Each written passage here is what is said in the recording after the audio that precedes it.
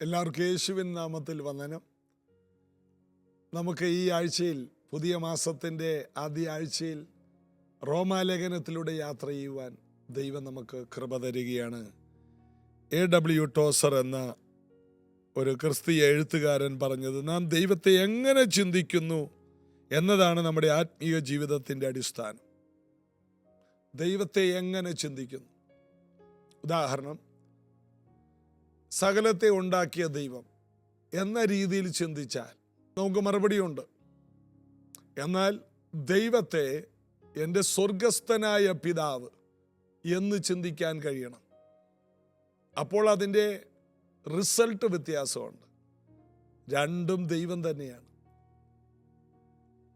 ദൈവത്തെ പിതാവെന്ന് പറയണമെങ്കിൽ യേശു ക്രിസ്തുവിനെ കൂടാതെ കഴിയത്തുമില്ല. അങ്ങനെ യേശുവിൽ വിശ്വസിക്കുന്നവർക്ക് സ്വർഗസ്ഥനായ പിതാവേ എന്ന് വിളിക്കാം. വേറെ ആരിലൂടെയും ദൈവത്തെ പിതാവേ എന്ന് വിളിക്കാൻ നമുക്ക് അവകാശമില്ല. ചിന്താഗതികൾക്ക് മാറ്റം വരുന്നത് യേശു ക്രിസ്തുവിലൂടെയാണ്. യേശു സ്വർഗത്തെയും ഭൂമിയും തമ്മിൽ ബന്ധിപ്പിച്ചു.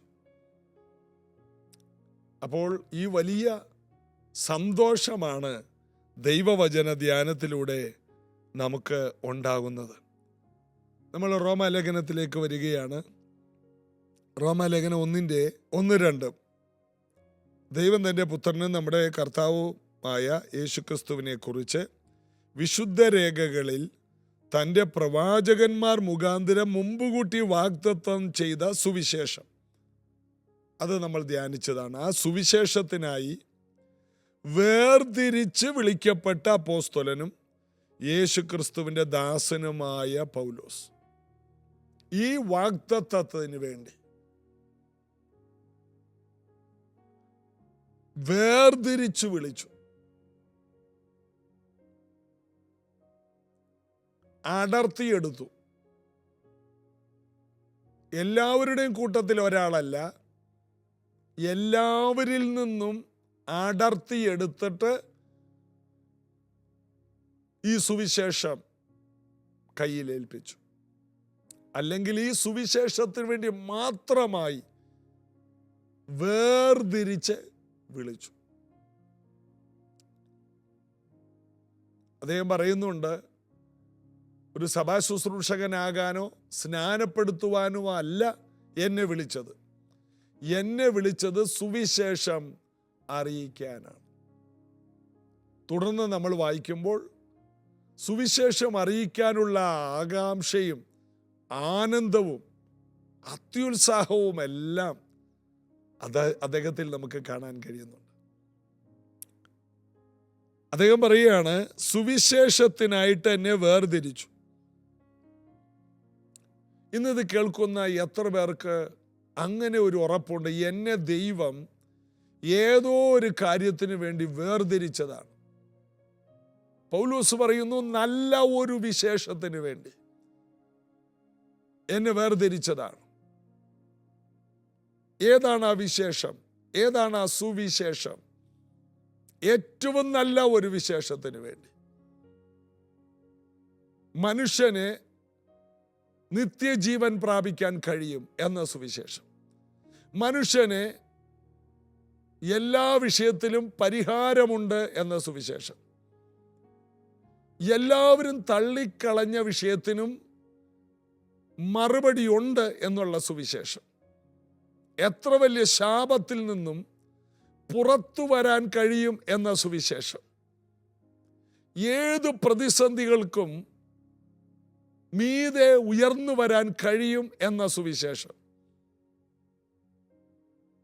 ഈ സുവിശേഷത്തെക്കുറിച്ച് മനസ്സിലാക്കിയപ്പോൾ താൻ പറയുകയാണ്, എന്നെ അതിനു വേണ്ടി വേർതിരിച്ചു. ഞാൻ എന്തൊരു ഭാഗ്യമുള്ളവനാണ്. ഞാനൊരു പരീശനും പരീശന്റെ മകനുമായിരുന്നു. അറിവില്ലായ്മയുടെ കാലത്ത് എന്തെല്ലാം അബദ്ധങ്ങളാണ് ഞാൻ ചെയ്തത്. അന്ന് ഞാൻ നിഷ്ഠൂരനായിരുന്നു, ഞാൻ ഉപദ്രവിയായിരുന്നു. ദൈവസഭയെ വളരെയധികം ഉപദ്രവിച്ചവനാണ്. ഈ സുവിശേഷത്തിന് ഏറ്റവും എതിര് നിന്നവനാണ്. എന്നാൽ ഞാൻ എന്തിനെ വെറുത്തുവോ അതിലേക്ക് എന്നെ കർത്താവ് തിരഞ്ഞെടുത്തു. ഞാൻ ഏറ്റവും നല്ലതിനെ വെറുത്തു. ഞാൻ ഏറ്റവും നല്ലതിനെതിരെ നിന്നു. ഇന്നും ഏറ്റവും നല്ലതിനെതിരെ നിൽക്കുന്ന ഒരു പ്രവണത നമ്മുടെ ഉള്ളിൽ പിശാച് ഇടുന്നുണ്ടെങ്കിൽ അതിനെ കർത്താവിൽ ആശ്രയിച്ച് ജയിക്കണം.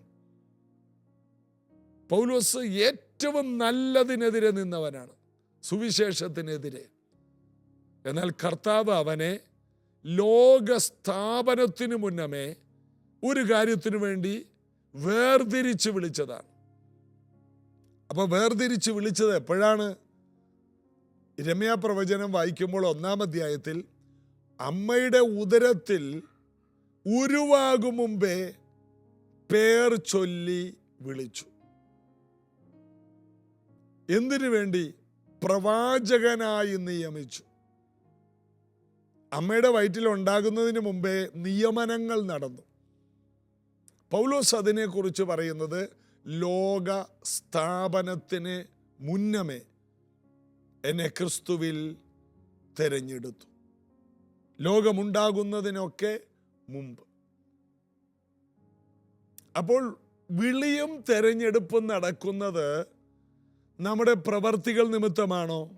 അല്ല. ശിശുക്കൾ ജനിക്കും മുമ്പേ, ഗുണമാകട്ടെ ദോഷമാകട്ടെ, പ്രവർത്തിക്കുന്നതിന് മുമ്പേ അവരെക്കുറിച്ചുള്ള വിളി ദൈവം പറഞ്ഞു. ഇളയവൻ മൂത്തവനാകുമെന്ന്. യാക്കോബിനെ കുറിച്ചും ഏശാവിനെ കുറിച്ചും. ഏശാവ് മൂത്തവൻ, യാക്കോബ് ഇളയവൻ. എന്നാൽ മൂത്തവൻ ഇളയവനെ സേവിക്കുമെന്ന്. ആ വിളി വന്നത് ഇവർ പ്രവർത്തികൾ തുടങ്ങുന്നതിന് മുമ്പാണ്. അപ്പോൾ പ്രവർത്തികൾ കൊണ്ടുണ്ടാകുന്നതല്ല വിളി, നിയമനങ്ങൾ. ഈ ഭൂമിയിൽ നമ്മെ തിരഞ്ഞെടുക്കുന്നത് നമ്മുടെ വിദ്യാഭ്യാസം, നമ്മുടെ എക്സ്പീരിയൻസ്, നമ്മുടെ കഴിവുകൾ, താലന്തുകളൊക്കെ നമ്മൾ തെളിയിച്ചതിനനുസരിച്ചാണ് അവർ വിളിക്കുന്നത്. എന്നാൽ ദൈവം ഒരുവനെ തിരഞ്ഞെടുക്കുന്നത് അവൻ കഴിവില്ലാതെ ഇരിക്കുമ്പോൾ, അവന് ഒന്നും ചെയ്യാൻ അറിയാതിരിക്കുമ്പോൾ, അവൻ ദൈവത്തെ പോലും അറിയാത്ത സമയത്ത് അവൻ്റെ മേൽ നിയമനങ്ങൾ വന്നു കഴിഞ്ഞു. അതിൻ്റെ അർത്ഥം ഇന്നിത് കേൾക്കുന്ന പലരും ചെയ്തതൊന്നും വിജയിച്ചില്ലെങ്കിലും സാരമില്ല, തൊട്ടതെല്ലാം പരാജയപ്പെട്ടെങ്കിലും സാരമില്ല. ഒരു വലിയ വിളി നിങ്ങളുടെ മേൽ കിടപ്പുണ്ട്. എങ്ങനെ അറിയാം ബ്രദറെ എൻ്റെ മേൽ ഒരു വിളിയുണ്ടെന്ന്? വിളിയുള്ളത് കൊണ്ടാണ് നിങ്ങൾ ഈ സുവിശേഷത്തിലേക്ക് വന്നിരിക്കുന്നത്. ജീസസ് എവരിഡേയിലേക്ക് ശ്രദ്ധിക്കാൻ കാരണം നിങ്ങളുടെ മേലൊരു വലിയ വിളിയും തെരഞ്ഞെടുപ്പും കിടപ്പുണ്ട്. അത് നിങ്ങൾ ജനിക്കുന്നതിന് മുമ്പേ നിങ്ങളിലുള്ളതാണ്. വേർതിരിച്ച് വിളിച്ചിരിക്കുകയാണ്. ഒരു വലിയ സുവിശേഷത്തിന് വേണ്ടി നിങ്ങളെ വേർതിരിച്ച് കഴിഞ്ഞു. നിങ്ങൾ ചെയ്ത നല്ല പ്രവർത്തികളുടെ അടിസ്ഥാനത്തിലല്ല നിങ്ങളെ സെലക്ട് ചെയ്തത്. നിങ്ങളൊന്നും ചെയ്യാതിരിക്കുമ്പോൾ തന്നെ, ചെയ്തതെല്ലാം തോൽവിയായിരിക്കുമ്പോൾ,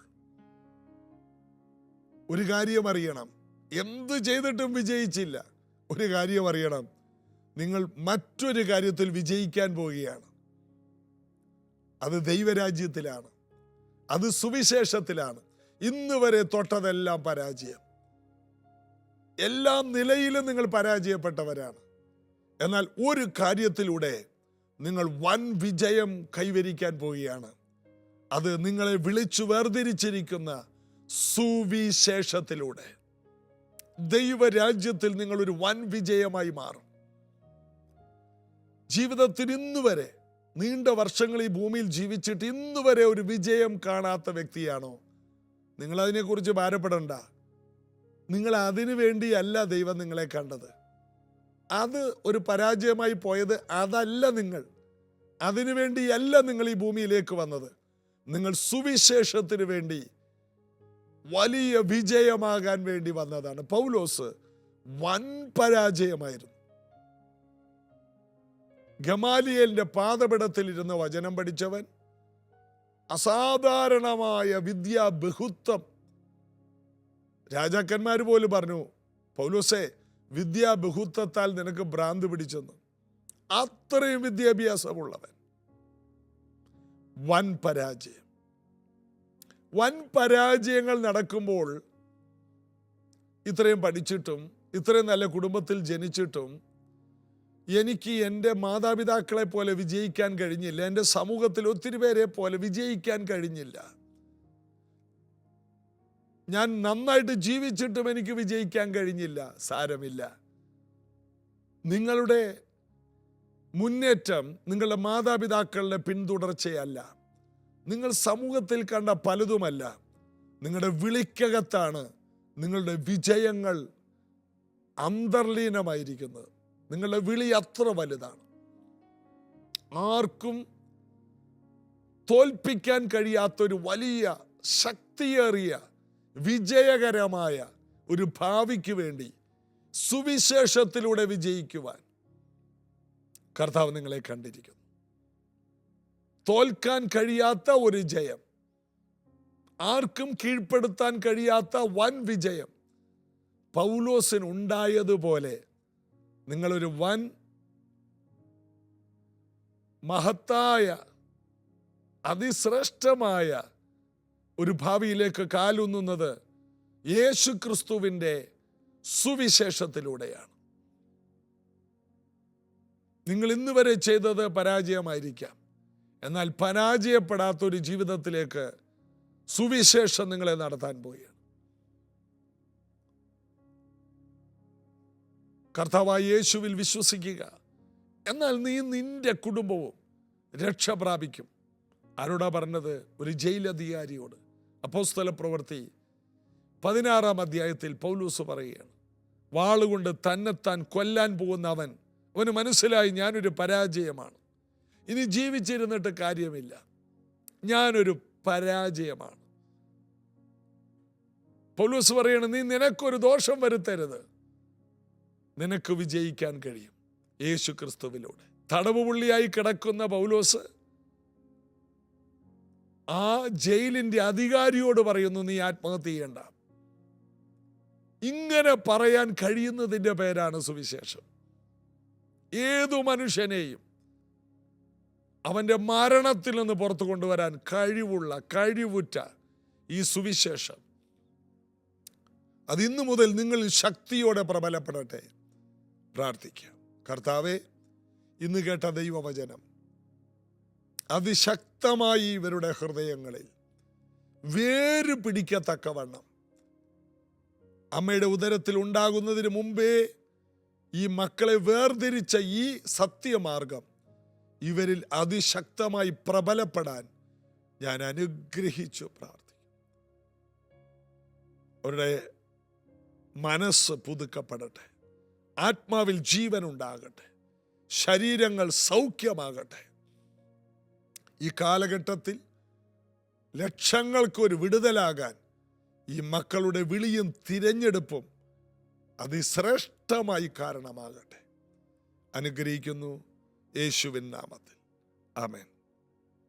റോമലേഖനം അതിൻ്റെ ഓരോ വരികൾ വളരെ സൂക്ഷ്മമായി കേട്ട് നിങ്ങളുടെ വിളിയും തെരഞ്ഞെടുപ്പിനെയും ശക്തീകരിക്കുവാൻ കർത്താവ് നിങ്ങളെ വിളിക്കുന്നു. നാളെ ഇതേ സമയത്ത് വീണ്ടും കാണാം. God bless U.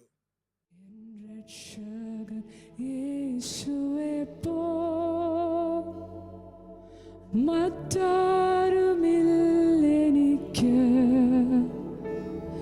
എൻ രക്ഷകൻ യേശുവേ പോ. മറ്റാരുമില്ലെനിക്ക്